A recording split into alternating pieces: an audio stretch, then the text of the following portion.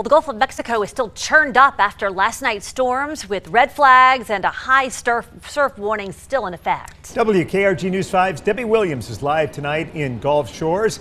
Debbie, that constant pounding of the wind and waves taking a toll on some of the beaches there. Yeah, we're on the beach here at the 6th Street access in Gulf Shores. It was one of the beaches that did pretty well, but you can still see that there's some scalloping where the waves have taken part of the sand away. That's the reason why, and believe it or not, the waves are starting to lay down a bit. Last night, 13 to 18 foot seas did a number on some beaches that the city has just paid $18 million to rebuild. Beautiful, but brutal. The Gulf of Mexico still churned up by the storm system that moved through overnight, reclaiming a lot of sand in places that had just been pumped onto the shoreline. This looks familiar to what we experienced last year.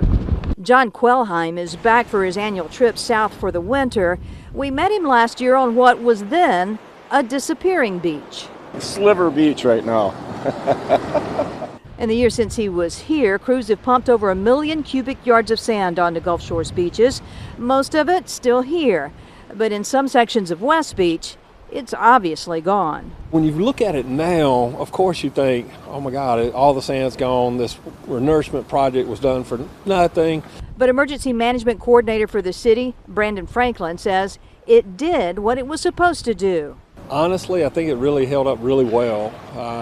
Had it not been there, we would have had waves crashing on structures. So I was really proud. Crews will not return to patch up areas the storm took away. Mother Nature will do that in the spring, according to Franklin, long after John Quellheim has returned to Wisconsin with another story to tell about the power of the Gulf of Mexico. I'm surprised to see it down here, but water does what it wants to do. You know, that beach project wasn't just about adding sand, it was about adding elevation. I talked to a property manager who said he's got a lot less beach this morning than he did last night. And he says that if it hadn't been for that elevation of the beaches, he would have had the Gulf of Mexico in his building. Then he'd had a whole new set of problems. Live on the Baldwin County beat in Gulf Shores, Debbie Williams, WKRG News 5.